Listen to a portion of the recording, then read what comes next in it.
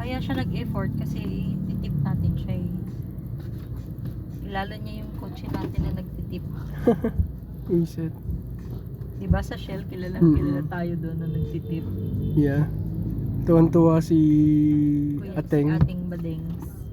pagka ano. Uy! Kayo pala yan, ma'am, sir.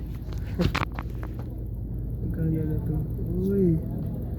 Baka nga mag-full tank pa. Sana nga, umabot sa full tank. Full tank eh. Ay, kulang. 28? Ay, 27. 7 yung abot. 34 ang full tank ni Junos, diba?